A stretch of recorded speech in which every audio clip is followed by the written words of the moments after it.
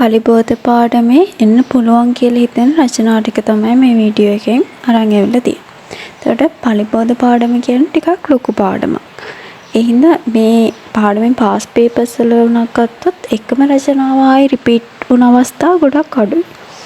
හින්දා මම ඊළඟ වීඩියෝ එකෙන් ගත්තොත් MCQ plan එකක්. ඒ කියන්නේ ඕගොල්ලෝගේ පැත්තෙන් ඕගොල්ලෝ කරන්න ඕන ටිකයි මගේ පැත්තෙන් මම කරන්නේ කවර් කරන්න බලාපොරොත්තු වෙන plan එකයි ගියේ. එතකොට ඒ වීඩියෝ එක අද හරි හෙට හරි අප්ලෝඩ් කරනවා.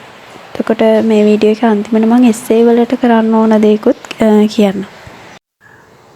මෙතන past papers ටික අරන් තියෙනවා 2010 ඉඳන් 2025 වෙනකන් ආපු ප්‍රශ්න ටික.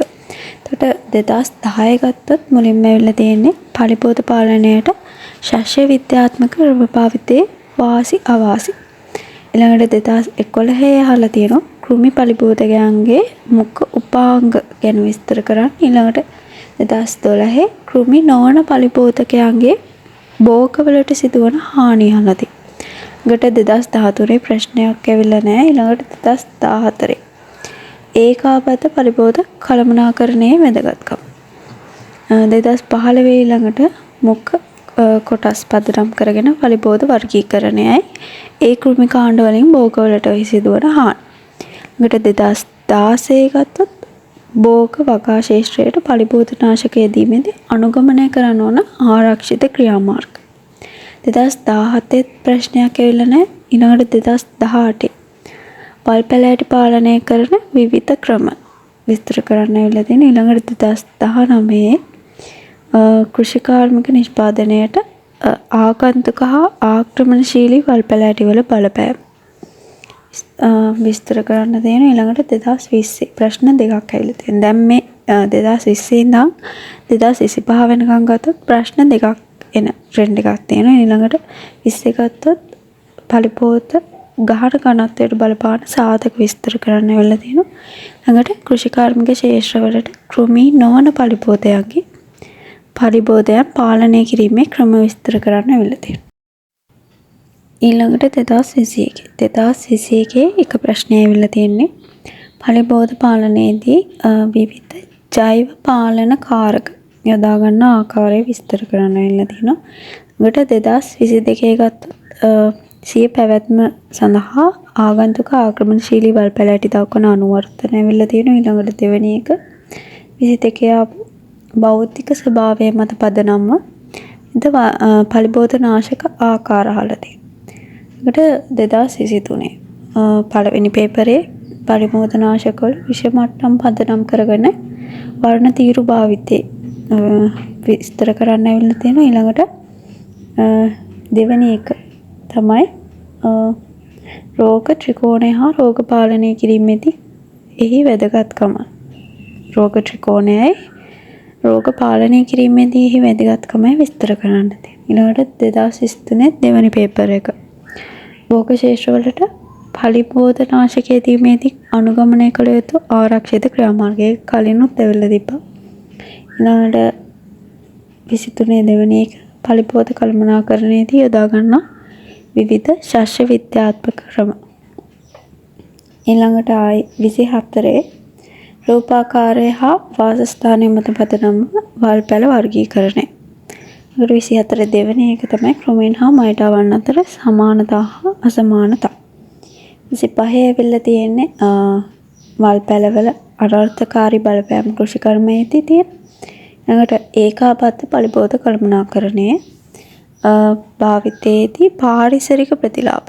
ඒකේ වැදගත්කමත් කලින් අහලා තිබ්බා. මෙතන මම පලිබෝධ පාඩමේ අනුමාතෘකා වලට බෙදලා පලිබෝධ පාඩම ඒ අනුමාතෘකා වලින් එන්න පුළුවන් ප්‍රශ්නයි පාස් පේපර්ස් වල අහලා තියෙන ප්‍රශ්නය දාලා තියෙනවා. එතකොට පළවෙනි අනුමාතෘකාව තමයි පලිබෝධ වර්ගීකරණ. ඒකෙදි එන්න පුළුවන් එකක් තමයි පලිබෝධ නිසා භෝගවලට සිදුවන බලපෑම විස්තර කරන්න. ඒක තාම ඇවිල්ලා නැහැ. ඊළඟට දෙවෙනි අනුමාතෘකාව තමයි පලිබෝධ වර්ග හා ඔවුන්ගේ හානි. එතකොට ඒකෙදි ඇවිල්ලා තියෙන කෘමි මුඛ උපාංග 2011 දී ඊට මයිටාවන් හා කෘමීන් අතර වෙනස්කම් 2024 දී කෘමි නොවන පලිබෝධයන්ගේ භෝගවලට සිදුවන හානි නම් අවුරුදු 2ක වගේ ඇවිල්ලා තිබ්බා. 2012 ඇවිල්ලා තිබ්බා. ඊට පස්සෙත් ඇවිල්ලා තිබ්බා. ඊළඟට තුන්වෙනි අනුමාත්‍රකාව. ඒකේ තියෙන කෘමි ගෝත්‍ර. එතකොට ඒක ඇවිල්ලා නැහැ. විවිධ කෘමි ගෝත්‍රවල කෘමීන්ගෙන් භෝගවලට සිදුවන හානිය අහන්න පුළුවන්. ඒකට 4 වල් පැලෑටි වර්ග. එතකොට ඒකෙදී අහලා තියෙනවා ආගන්තුක හා ආක්‍රමණශීලී වල් පැලෑටි වල බලපෑම 2019 අහලා තියෙනවා. ඊළඟට ආගන්තුක හා ආක්‍රමණශීලී වල් පැලෑටි වල විශේෂ ලක්ෂණ 98 අහලා තියෙනවා 2022. ඒකට රූපාකාරය හා වාසස්ථානයේ මත පදනම් වූ වල් පැලෑටි වර්ගීකරණය 2024 අහලා තියෙනවා. පස්වෙනි අනුමාත්‍රකාව ශාක රෝග.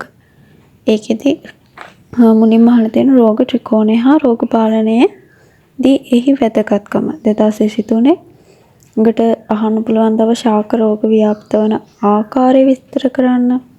ඊළඟට ආයි විවිධ රෝගකාරක මගින් වැළඳෙන රෝගවල පොදු ලක්ෂණ ටික ඒ ප්‍රශ්නත් අහන්න පුළුවන්. ඊළඟට 6වෙනි අනුමාත්‍රකාව තමයි පලිබෝධ ගහන මට්ටම්.